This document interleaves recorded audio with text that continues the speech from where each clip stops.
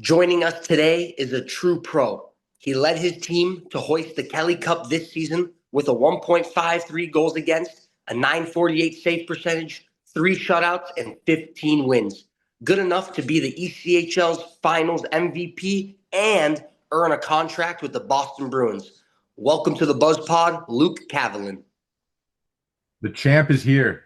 There he is. What's up, boys? 2025 Kelly Cup MVP. Cavi, how you doing? How was the celebration? Talk to me. Doing well, man.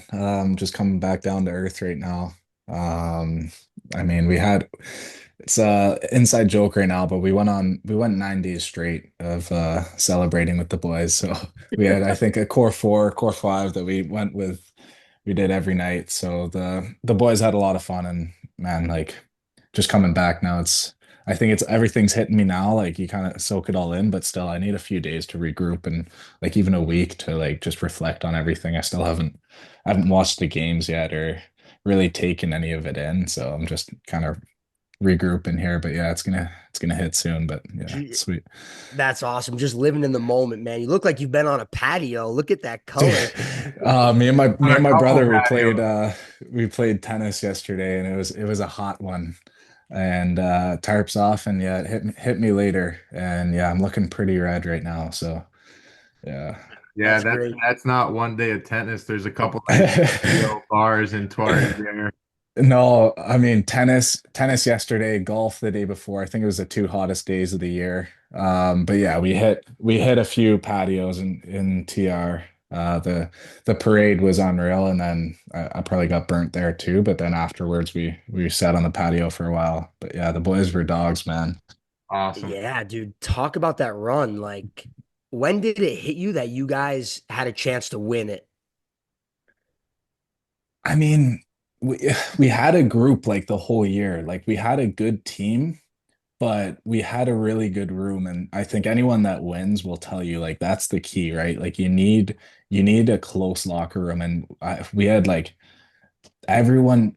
I'll say like there's not a single guy that like I wouldn't hang out with one on one, like spend a day with. Like everyone got along so well, and everyone like we're such a close group, and I think that's when you know like okay, everyone cares about each other, everyone loves each other here. We want to play as long as possible together, and we had the skill in the team to do it. So I think we had that belief like throughout the whole year, but then in playoffs, like everyone played the way they needed to, and we got lucky as well. Like no guys got injured. Like we had a good run, and yeah, I think everything kind of came together for us perfectly. Yeah, for sure. And you guys took down the three-peat defending champs, Florida Everblades. And I know there was some internal battles going on there on the mental side of things.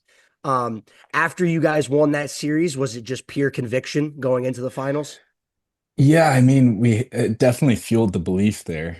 But we lost game one to Toledo, but I think we matched up well against them, and like coming out of that Florida series, obviously like whoever comes out of that like East, like the South Division's tough to play in, and that Florida series was more of like it was very physical battle, like mental, like grind too, like you know how it is. And Mm-hmm. once we got over that, I think like we didn't back down to Florida, and like we had to play really physical, and you get that battle, and then going into Toledo, it was more of a every series was different, but like that Florida series and even Norfolk, like it was like a very hard, gritty series. And once you overcome that and you get through that, and I think like then you just move forward from there. But yeah, every series was different. Every series was hard, but yeah, I think that last Florida series, obviously, it was a battle. I know you're very routine oriented and you're very dialed. Did you pick up any new superstitions along the way in the playoffs?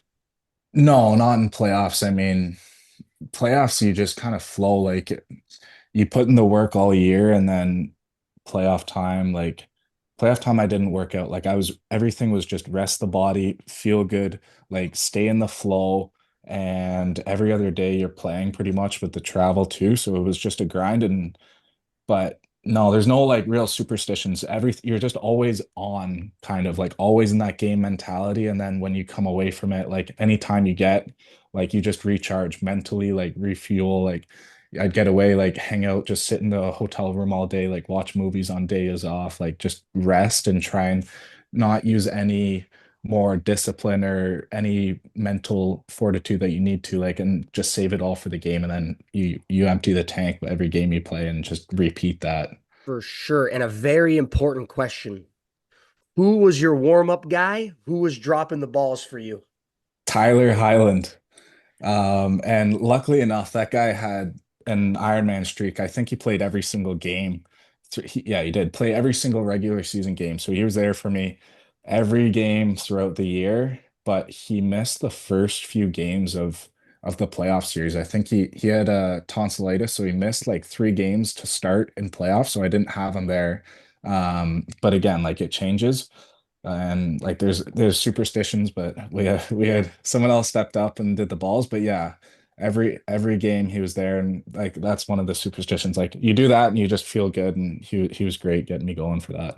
Yeah, very quickly, I want to describe it. The first time I did it, I think you just looked at me. You were so fucking dialed. You had this look in your eye, and you threw me the racket balls. And I'm like, "What do you want me to do with these?" You're like, "Put your hands out.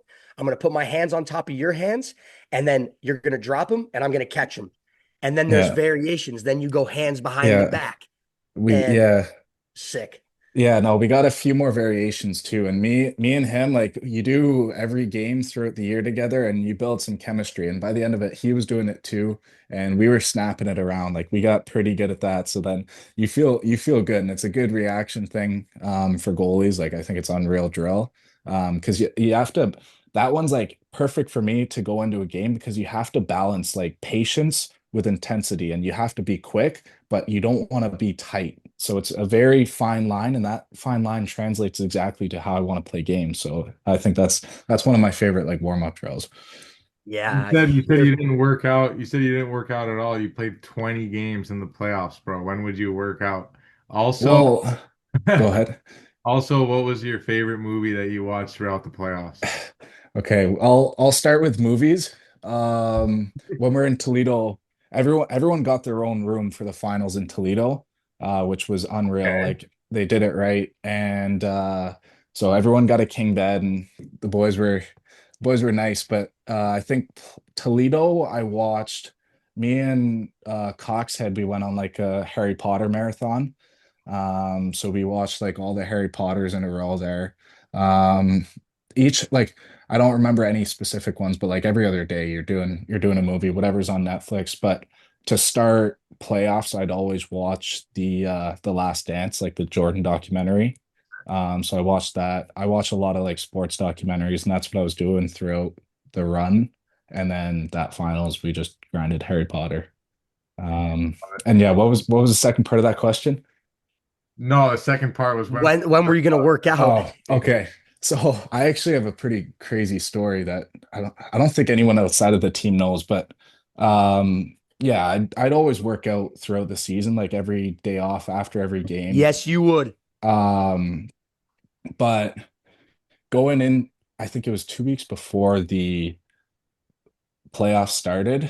We were in Maine. We played 4 games in a row in Maine, and after the second game, I think I lost and never happy after I lost, but I always do a workout either way, whatever. And I do like a little circuit, do some abs, do some legs, and then finish like every time I finish with push-ups and I just bang out as many as I could in a row. And I think I'll do like 50 to 60 in a row, and then that's like my finish, and then I can blow the steam off and then regroup. So I do my circuit, abs, do all that, and finish with my 50 push-ups.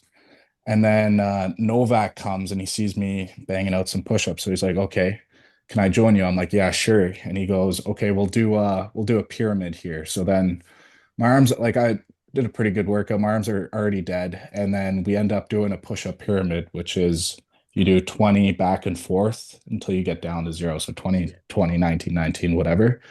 So I end up doing 200 something, 300 push-ups after the game, already dehydrated.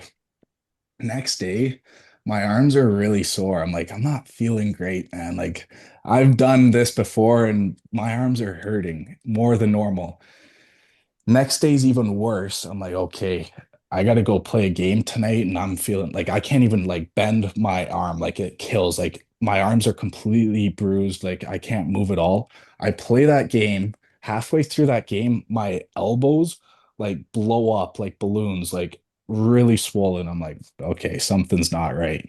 Finish the game. We drive back on the bus and I'm looking up like I chat GPT like what my symptoms are, what's going on here. I'm like, dude, I think I might have like rhabdo, like like rhabdomyolysis, which is basically when your muscles break down, they release a bunch of like hemoglobin and creatinine and basically poisons your body and poisons your kidneys. So next day I'm feeling even worse and I go to the hospital. I spend all day in the emergency room waiting, do a bunch of tests, and they're like, yeah, like your I think the CK level is normally between like 300 and a thousand or something, 30 and 300, and mine ended up being 6,000. So I spend 4 days in hospital, like 4 days, 4 nights in hospital. And this is like I missed the last 3 games of the regular season. So I'm out for 2 weeks basically, and then coming back, just go right into playoffs. So that was my little break before then we just start game one. But honestly, I think that was the best thing for me. Like just get away mentally, physically, just spent all my time away. And I spent whatever, a week resting, doing absolutely nothing. And then when I came back, I'm like, okay, the joke was like, oh, like everyone's laughing about me doing 250 push-ups, whatever, and spending all day in the hospital. But after that, I just didn't work out. I'm like, okay, I'm just gonna rest my body. Like I got my body was giving me a sign there, so I just got away and I didn't work out the rest of the playoff run, just stretching and everything. Like, but yeah, That's so great. What a Too what many a what, fucking what an push-ups. insider story. Yeah, yeah, a couple of push-ups. Hey, you got to go to the yeah, hospital for. yeah, yeah. Ended That's up, yeah, awesome, big bro. joke. When did you start doing that? Like, where did you get that routine from? I Um, well, I mean, like in Toronto, like there's always a lift after, like Solo will tell you, like you're doing, I think to be a professional, like and maintain muscle throughout the season, it's always been important for me to work out, like do whatever you can, like a little bit, like microdose and like any bit of exercise. And so yeah, I just like banging out push-ups to do them like every night. And then yeah, I guess I overdid it that day, but That's an absolute pro move. Does that have to do with your dad or anything like that? Just get um a routine after I the game. don't know. I think back in his time, I don't think it was the same, but I think becoming a pro now, like everyone's doing it. Like everything, everyone's working out like all the time, and you have to take care of your body to maintain throughout the year. But I think from that, I found more balance and maintaining, like, especially when you're playing that many games, it's important to rest as well. And like, I kind of got to know my body a little bit better. And there, believe it or not, there is a limit to how much work you put in. You can overdo it. So I think yeah, that kind of changed my mind. But yeah, still, you want to be very like more diligent and thoughtful in your process, whether you don't want to just work tirelessly, you want to do it more with a purpose. So yeah, that changed my perspective. For Awesome. sure, for sure. And you have a very unique childhood situation. Can you talk about your journey as a young kid growing up while your dad was playing and moving to different countries and different places to play? Because it is a fucking cool story.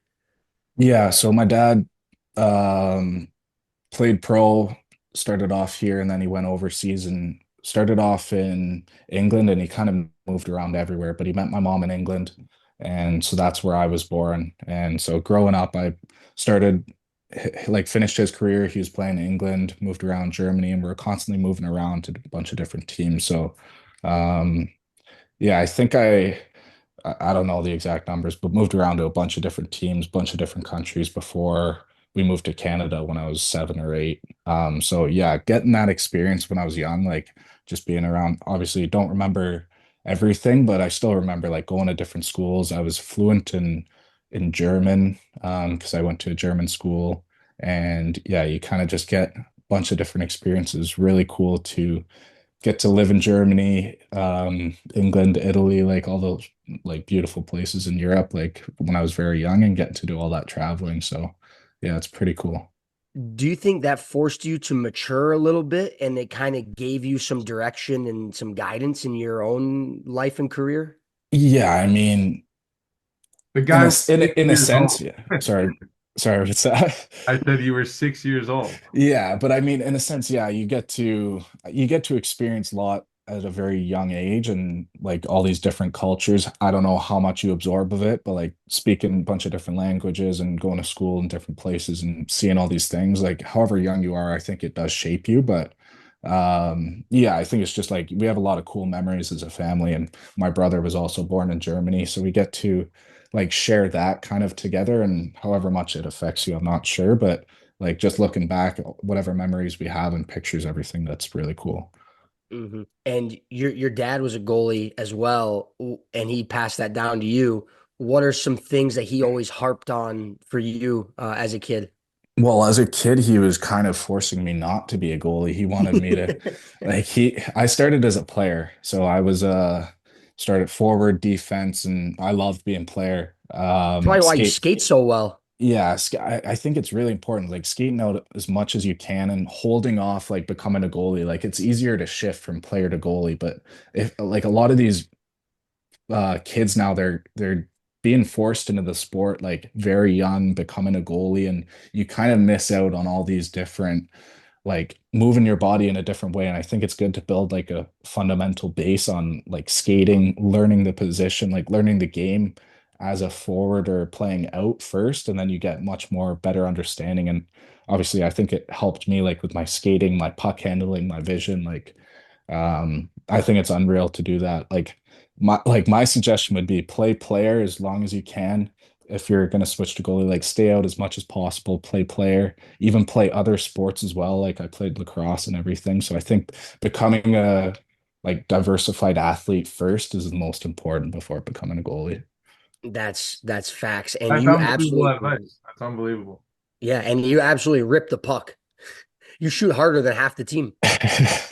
Yeah, yeah. I mean, I think my probably my puck handling is one of my best attributes. Like I think for me, like I th you can ask my teammates, but I always try and play it as much as possible, help the D man. And I think in playoffs too, it helped us. Like we come out, try and break the puck out clean. The D don't have to pick it up and get hit every time and um don't have to spend as much time in their zone. And I think it builds up. Like if we're getting hemmed in, get D are constantly getting hit, like you get more injuries, more fatigue. And I think throughout a playoff run like that, it builds up. Great point. You talked about traveling the world, watching your dad play it as a young kid. What was it like? Because you had a little bit of an experience. Obviously, it was a COVID year, so maybe it wasn't in the Yeah. plan. But during that COVID year, you ended up going to the Alps AHL. I think that's in Italy, right? Yeah, yeah. So it was Italy, Austria, and Slovenia you play against. So just kind of worked out. Like obviously, I think he had connections over there still. So I think it was December at this point, and the OHL still wasn't playing. So got an opportunity to go to over there, and yeah, I hopped right on it to play hockey and to get that experience again. Like we were, I think, 40 minutes and away from where I like grew up in Italy, in Val Gardena. So like just I didn't actually get to visit there when I went again because of COVID and like the schedule, but just being able to go back to like all those places that I've been before and kind of like you remember it differently and see it again was really cool. And to get that experience to play hockey during COVID and in a place like that is unreal. And yeah, it was awesome. Like great experience again. Like the people there, the teammates I had were unreal, and it's a beautiful place to live. So it was a lot of fun. That's awesome. And then you come back to the OHL. You played 56 games and then 19 playoff games. Deep playoff run. Deep, Yeah. deep run before signing your first pro deal with the Marlies. And then you play your first season in Newfoundland, and you were there with Z. Yes. And then the season after, Z just told me a really cool story how you guys were at a game and, you know, next thing you know, you're in that net and you're playing in a game there at the Scotiabank. Can you just talk about just like your transition to pro and then, maybe your first year being down in the coast and then getting a call up at your second year? Yeah.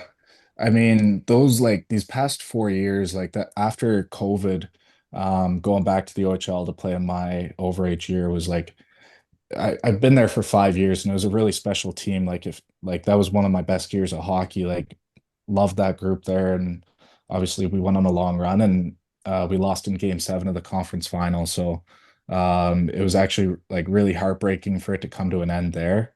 And it kind of like adds to the story now, like having another chance to do it again this year. So yeah, that was a big end for me there. But then going into pro, signing with Toronto, obviously great experience. And yeah, that first game, like actually me and Z, we went on a run too, my first year in Newfoundland. And there's kind of like a whole backstory in that as well, like playing against Florida and losing in the conference final again in game 6 and another heartbreaking end because we had a really good team to win there as well.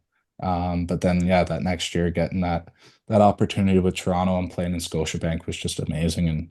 And yeah, for my first game in the AHL, it felt like I was making my NHL debut. It was the coolest thing ever playing in that rank, just coming out for warm up. It was so sick. So yeah, We, definitely, yeah, crazy, a bunch of crazy experiences like these past few years. Abby, do you remember we were sitting behind the net at Scotiabank? Did Yeah. we go to a game, a Leafs game? Yeah, we went to the preseason game, Yes. and we watched the game and remember sitting behind the net. I still have the picture on my phone. Like I took a picture right behind the net, like in that crease. And just getting that perspective was like really cool. And I think everything in my life has kind of worked out that way, taking like those pictures and putting yourself in that position. I've seen myself in like these positions, like winning the championship, like playing in those games, and you constantly like manifest and you look at yourself in that position and seeing everything to come to fruition like the way that it unfolds is like the coolest thing ever. So yeah, we've had so many of those experiences and like that's why hockey's the coolest thing ever because like everything coming full circle is it's just unbelievable when it happens, right? Yes, visualization is so important. You nailed it because when you do that for your brain and you put yourself in those situations, you don't know the difference. Your body, your brain doesn't know the difference. And so if you have the capability to put yourself in that position, see it, believe it, it's going to happen for you. It's going to come to fruition and you're going to reap the benefits. And I remember when you got the nod to start that game in Scotiabank, I was so fired up. I think I texted you right away. I said, I told you you're going to play in this Yeah. fucking arena. Yeah. Yeah, no, it was the coolest thing ever. And like, yeah, that happens all the time too. And like the visualization, like it's unbelievable and like what a tool to use. And yeah, it's just so cool. Like getting all these experiences and playing in all these games, like it's the best feeling ever. And just being in the moment there is so cool. So yeah, like yeah, we've had so many of those too, eh? Yeah, we have. It's Yes. crazy. Well, everyone that visualize gets those moments, man. If you actually use that tool, you end up having those moments. You kind of like laugh with yourself, like, can't believe like this is happening. I literally like willed this into happening, you know. It's crazy how that works, but those are the moments you live for too, you know, like when you think it's coming, like nobody knows, you're not really sure, but you think it's coming and then it happens. It's like sick. Yeah, like when I was in Italy, like sitting through COVID, like like by myself like, for like 6 months, whatever, like feeling so far removed from everything, like feeling so far away from all of my goals. Like I was sitting playing in the Alps, like wasn't even playing the OHL and feeling like so far away from everything, and then just visualizing all that, going through everything, like that heartbreak in my last year of the OHL. Same with the next year, losing in playoffs and in the conference final again, and going through all those experiences. Once it finally like goes through though, and when we won that championship this year was like the craziest thing ever. And all those emotions come back to you. Like you remember everything that you went through to come to this, but also it feels like simultaneous to when I was in those moments visualizing it. It's like there's no, yeah, you think it's so far away. And when I was at that point in COVID, I'm like, okay, this it's 5 years away from now, but it's also like the same time, which is a crazy concept, but it feels like the exact same. So like even right now, visualizing like what my future is going to look like, it feels like it's far away, but it's also right here because we're living in it. So yeah, it was unreal. That's so well said. So you're already a dog in the gym, already blowing your elbows out from the push-ups. Is there anything you're adding to your summer training this year to get ready for a big season next year, or is it more of the same? Not currently. I don't think I'm going to be changing anything. The only thing like going a lot later this year, like I don't have as much time to kind of reshape my body. And I'm gonna take another rest right now. I haven't started skating yet. I only just did my first workout today, which was just like a purely kettlebell and like calisthenic workout. Um, I'm just right now and like since our playoffs finished and having that celebration with the boys, just been trying to stay active. I played tennis the other day and golf and trying to just actually I have roller hockey tonight as well. So that's been like doing those sports is the most fun for me, and then we'll just get back to training in a bit here. Are you a player in Yeah, roller? I'm a player for sure. Yes. Yeah. Oh, I love it. And I need to get that. Like roller hockey, I don't know if you've tried it, but it is so much fun. Like Oh yeah.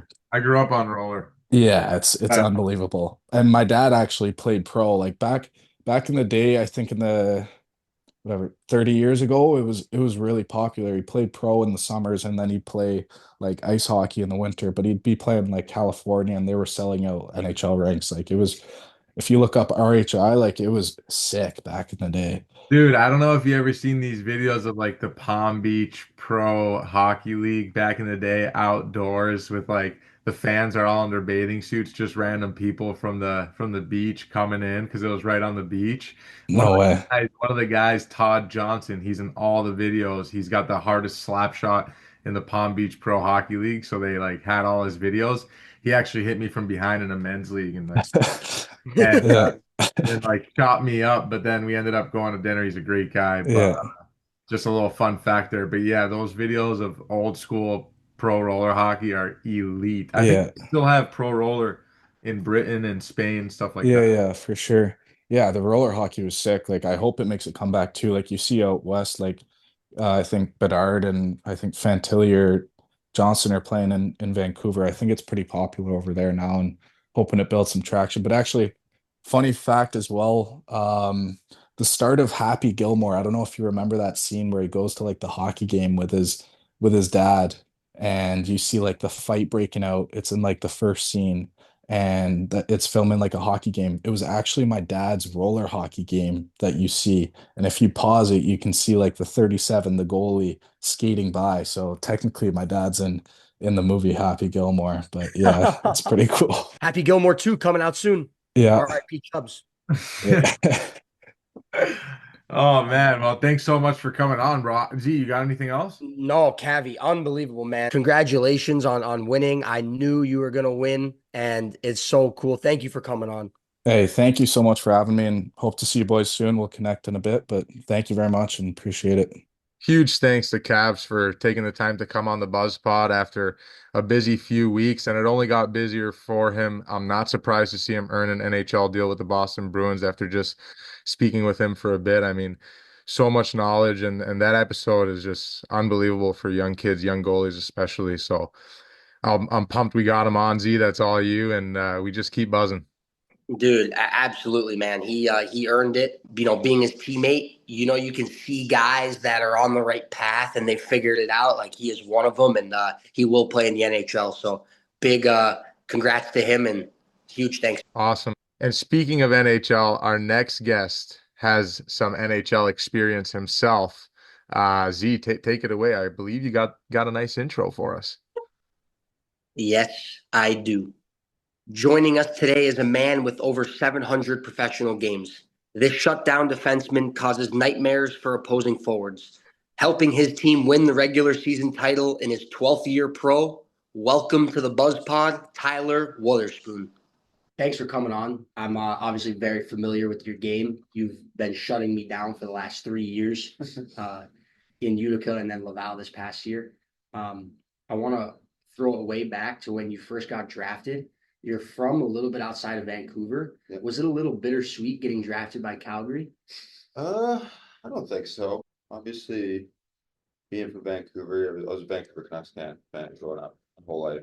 Um, Parents had season tickets growing up, so I went to a bunch of games. But playing in Portland, I was away from Vancouver for a while, playing junior, and obviously Calgary saw them lots. But I was just so excited to be drafted. I mean, at that age, having the dream to play in the NHL. I mean, I don't think you really care what team you go to. Yeah. So I was just pumped to go to any team, and obviously Calgary was that destination, and the excitement kind of overshadowed all that. Kind of crazy that Calgary, their American League team at the time is Abbotsford, which is only 40 minutes away from your home. Like, did that help you out with the transition into pro hockey? Yeah, for sure. I mean, I think my first year I lived at home. I lived with my parents, 20 years old, about 35 minutes down the road in Surrey, and got to be at home, especially kind of dipping your toes in that league.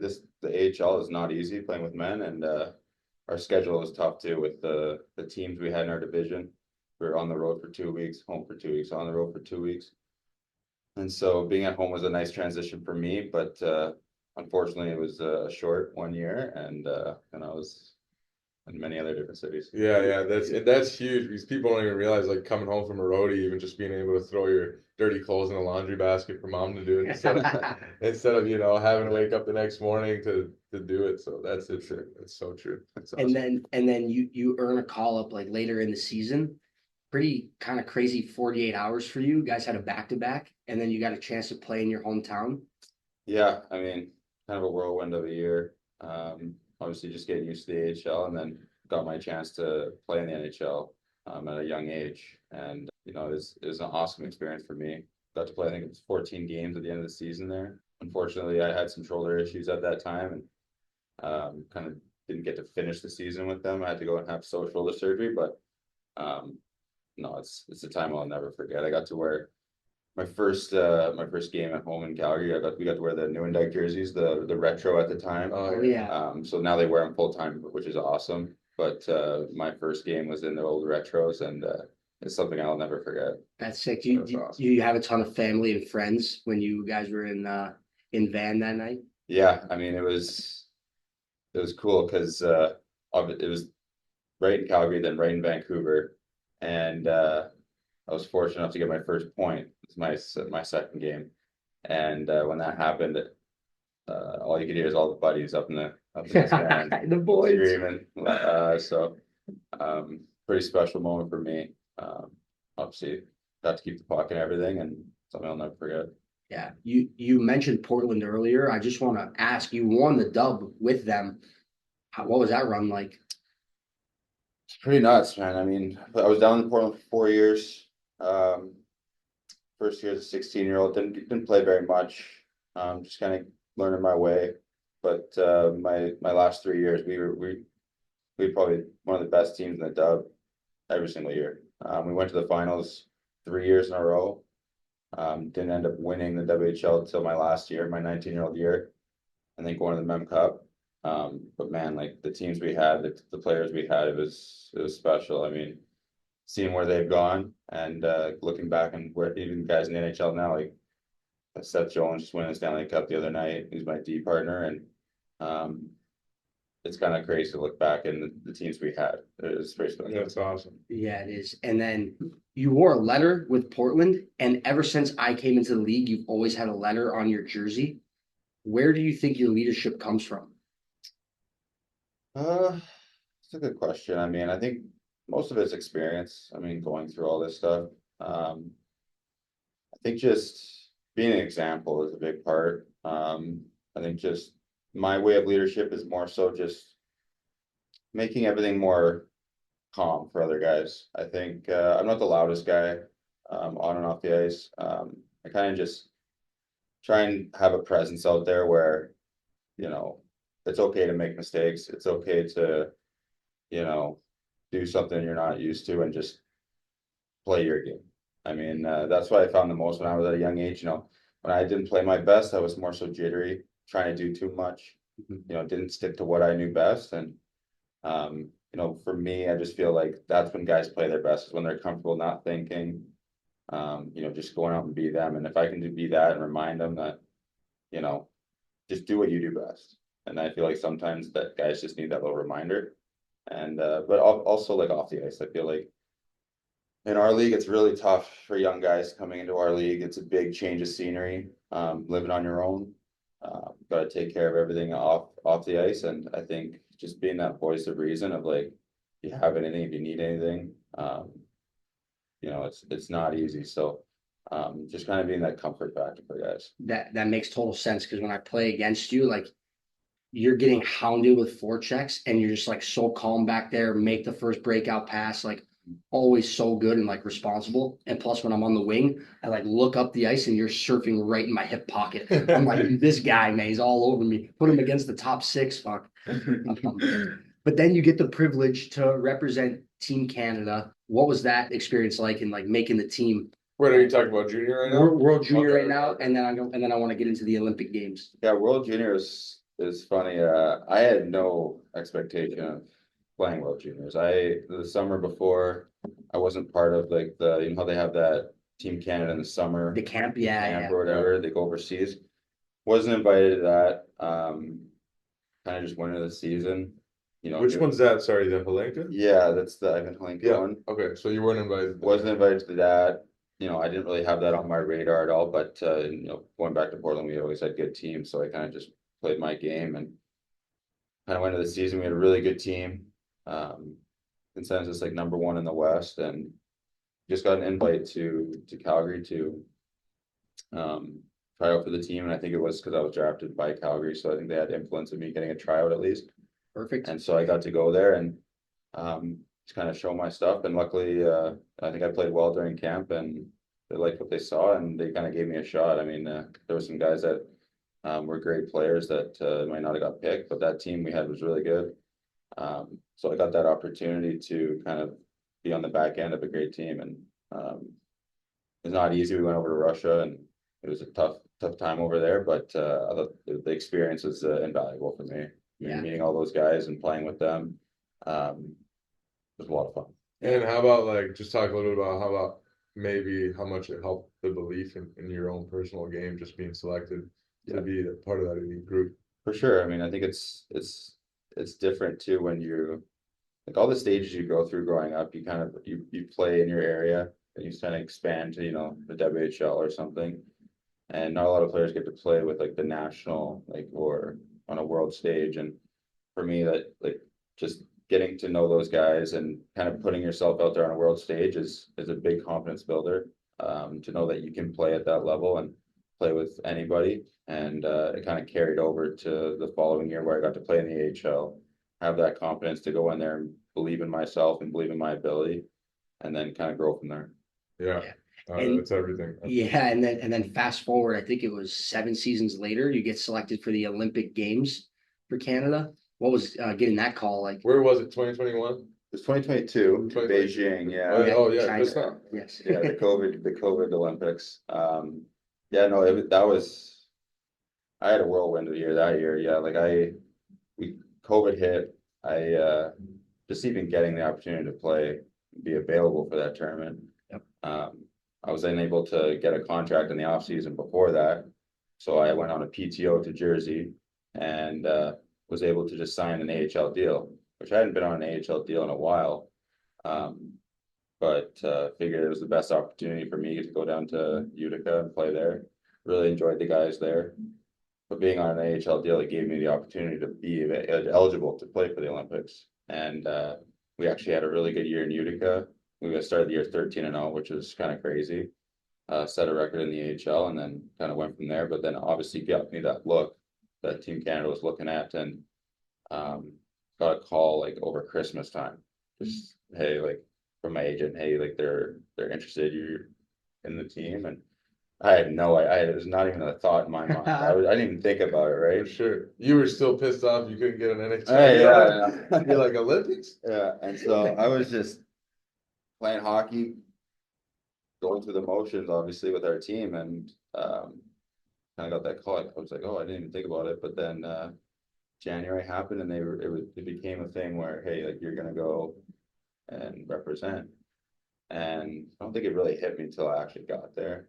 And just a whirlwind of all the things you have to do to prepare for that type of tournament. And we got to go to Switzerland and then en route to Beijing. And so um, again, another unbelievable experience, meeting guys that I don't think I've ever seen if I wasn't there, and some relationships that will last a lifetime. And it's pretty cool to be able to represent. And obviously being in China, it's obviously a different culture, and being in a time where it was, COVID was still around, uneasy, is an experience I'll never forget. Yeah, and you're an Olympian, you know, that's Yeah. Fortunate enough to say I am one, and obviously times were different at that moment, but I mean, you can never take that away. no, you can't. No, that's unbelievable. I have a buddy, he went to China to like do some training, some basketball training, and he said he got there and he had sushi like the first night, or he had sushi like the first couple nights, and the second or third night he had sushi, he got super sick. And he's like food poisoning, like puking and shitting, the whole thing. And he's like, after that, he only ate white rice and bland chicken for 3 weeks he was there. Well, how did you find the food in China? Yeah, it wasn't easy, that's for sure. Yeah, no, in the Olympic Village there, they had like a cafeteria area for us, and it's not easy going from what you're used to switching just like that. And so for me, it was tough. I think it's tough for a lot of guys, and like the nutrition aspect of it. Kind of staying with, like you said, with rice. Like I'd have Rice Krispies because that's what I'm used to, and you're having coffee and stuff, but it's just, you're not getting that same nutritional value of what you're getting to at home. So I think that was hard on players and athletes to kind of fight through that. You're not feeling the same as what you're eating at home and getting that energy, I'd say. Yeah. So it's not easy for sure. No, for sure. And pregame meal, like, you know, stuff like that. You know, Fueling, getting ready. I don't think they're making chicken parm. No, they weren't making that, I'll tell you. Sushimi parm. No, that's awesome. But also, you know, you were talking about nutrition and whatnot, but like, you know, you're a 12-year pro now. Can you just talk a little bit about, you know, what you attribute, I mean, the longevity of your career, just being able to, you know, obviously you've been up and down NHL, American League, but being able to just like consistently play every year at such a high level. Yeah, I mean, it hasn't been easy, that's for sure. Kids coming into this league get faster and stronger every year. It's harder to keep up with them. But I think for me, it was, you know, after a certain point of, you know, playing, I think it was probably like 6 or 7 for me. I kind of realized how I wanted to go about things and how I wanted my career to look. I kind of started seeing about the opportunities I was getting and what I needed to do to make my career longer and make it kind of be effective, I'd say. And I kind of saw it as like a way of you know, like a mentorship kind of role, like of leading the younger guys. And so I kind of took that on myself.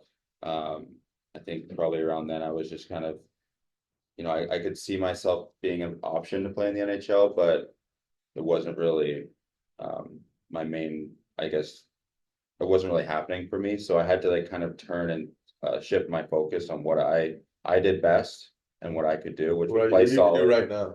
Yeah. Which was, I could play my game, play solid, really be an effective AHL player, but really be like we said at the beginning, like a mentor for these young guys and these guys coming up and through this league to kind of help them make it to the next level. Because, you know, that's kind of a big part of what the AHL is it's a stepping stone for a lot of these guys to play in the NHL and to really grow as a person off the ice and a player on the ice.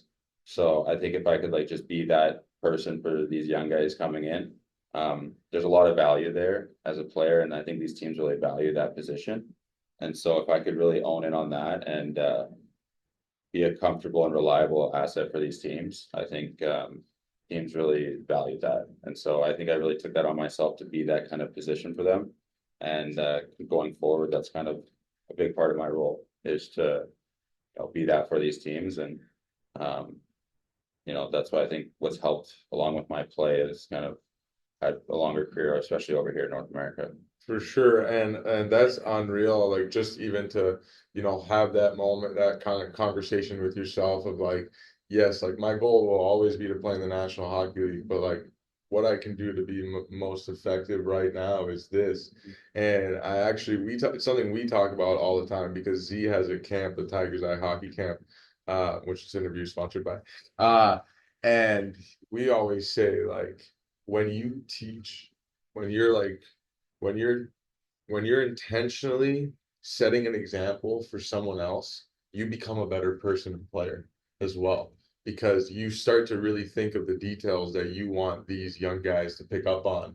And maybe there's some details that you kind of like forgot or like dropped along the way. And then you're like, oh, like I got to show these guys like just a little thing.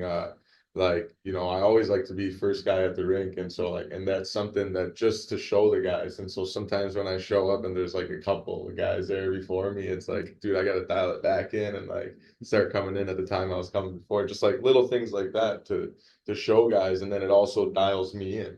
Right. So that's awesome. Yeah, and that's why after hearing your answer, that's why I think you're a perfect fit for the PHPA and having a voice for the players.